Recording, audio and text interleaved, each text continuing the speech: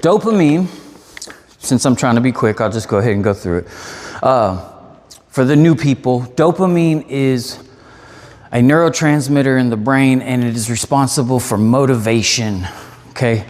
It's responsible for us living life. We got to have dopamine. They did an experiments with rats where they blocked the rat from experiencing any dopamine, and the rat just laid there. It didn't eat, it didn't drink water, it just laid there until it died. So the whole point is dopamine is life force. We have to have our dopamine, okay? But so many things in this world today kind of steal our dopamine. It doesn't really work like that. Obviously, they're not extracting dopamine from our body, but they're triggering the release of this dopamine in a way that's not natural. So the good way, the way that God intended dopamine to work is we have a task or anything that lays in front of us. We finish that thing or we accomplish that, we get a reward of dopamine. And the dopamine says, good job, let's do that again. Okay? Good job, let's do that again. Well, when you do cocaine, it triggers the release of a big hit of dopamine.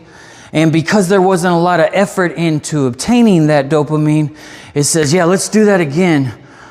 And then it goes away really quick. But when we do things that take effort, we get a hit of dopamine and our brain says, let's do more things like that. Let's do that again. Okay? So this is a little bit of an example of what happens when and I almost went past this too fast. The phone. That phone is triggering the release of your dopamine every time you pick it up. And again, kind of like the cocaine, it doesn't release as much dopamine as cocaine, obviously, but it does trigger the release of dopamine, and your mind says, oh, that was good, let's do that again.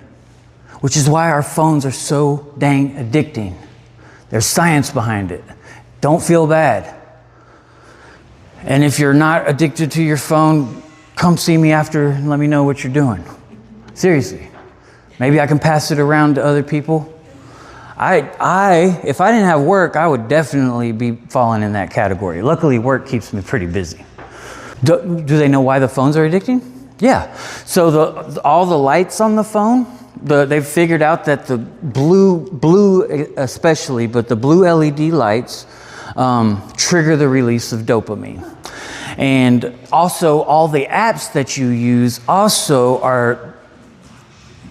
they spend millions of dollars, if not billions combined, trying to figure out how to trigger the release of the most dopamine, because then you're going to stay on the app longer. Huh? Yeah, exactly. Absolutely.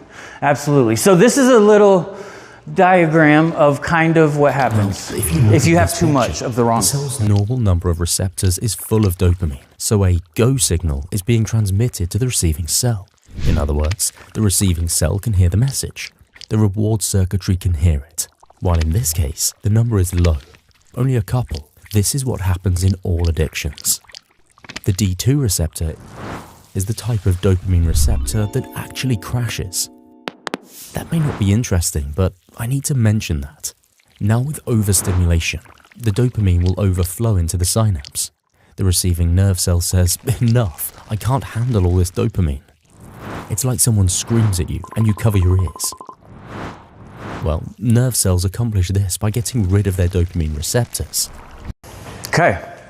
So your brain actually just adapts. So if you're using your phone too much and getting that easy dopamine too much, then your brain, to self-regulate and to have homeostasis, will remove some of your receptors that receive dopamine. So that way when you put your phone out and you go out to live life and you want to walk around and get some of that good dopamine that God has intended for you, getting some sunlight, because your brain has removed some of those receptors, you're not going to get to experience life the way that someone else can. Okay? You follow me? I'm trying to say get off the phones. Look, when I came here, my phone was cracked. all the way. The only thing I could do is pull down from the top and listen to a little music, and I could pull down from the top if someone was calling me, and I could answer the phone. The point is, I still had my phone. I wasn't in the mindset of like, I don't want to use the phone. If I had the option, I probably would have done it, but it was broken. And I'm feeling good, and my life changes and everything, and I'm just loving life when I leave. And so I get out, new city, new state, new me. Let's get a new phone. So I go switch out my phone, and this is probably the second or third day after being out. Go get a new phone. After using it, getting back on the apps and everything like that, within a couple of days, it wasn't immediate, but within a couple of days, I was just like, I'm not like depressed, but like I've just been on this constant like uphill, and now I kind of feel a little bit of like, And it hit me, the phone. Let's try to get, maybe, and in my mind, the way I had learned about neural pathways is that I had just created a lot of neural pathways with my phone and being angry, sad, depressed. Trying to talk to my wife, or trying to have an argument, or trying to figure some stuff out, watching the news, all kinds of stuff, just things that when I grabbed this phone, often a negative emotion would follow. Okay? And so to me, I was like, I went to a flip phone for 6 months, guys. I highly, highly encourage you to go to a flip phone for 6 months. Try it out. Seriously. If you got emails and stuff to do, get a tablet, get a laptop, you do it at your home computer. This is probably one of the biggest things that I could recommend. I've had people that have come through struggling. They decided to put their phone down. Obviously, and you can trick, if you have a smartphone and you want to kind of take a step back from the dopamine, you can turn your phone basically to black and white is what it's called, grayscale. If you want to do this, you go to settings, and then in settings, search for accessibility. If you have an iPhone, it is color filter, I believe. Color filter. So color filter. And then just turn it on, and it should go black and white. If you have a Android or a Galaxy and you're cool like me, then grayscale is what it's called, grayscale, okay? And if you do this, I'm telling you, you will realize it will not be that interesting. And do it, I'm telling you, do it for a day. Just get bored of it real quick. You'll pick it up, and like your brain's built so many neural pathways. So it'll be like, oh, let me do this. And then like after 5 minutes, you're like, yeah, let me go. So it's just my... Every time you scroll through Instagram, watch something on YouTube or Netflix, brain produces a strong hit of the neurochemical dopamine. Essentially, your brain is addicted to dopamine, and it feels really good whenever dopamine is produced. Therefore, your brain will try to stimulate the repetition of the behavior that produced the dopamine in the first place. And that's where things go wrong for us nowadays.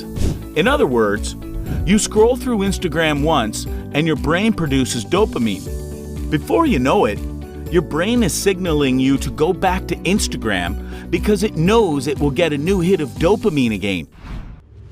Okay, so this is what happens when we do the drugs or even the phone or something. We get that little boost, and then the next time is less, and the next time is less. If this is a baseline up here of just like contentment, happiness, just being okay, we get that boost, but every time we go back for that boost, we get less and less of the dopamine. And then the lows are lower. And so if you decide not to use your phone, there's a good chance that for a couple days you might feel a little lower for just a couple of days because your brain is used to getting that dopamine fix all throughout the day. But if you can fast from the dopamine, this is like one of the things that's happening while you're at Honey Lake is you're just taking a break from all these things that hit you with the dopamine, the sugar, like the sugary foods or the good tasting foods. No, I'm just joking. TV, your phone, you're using it less. Of course, drugs and alcohol and all that kind of stuff.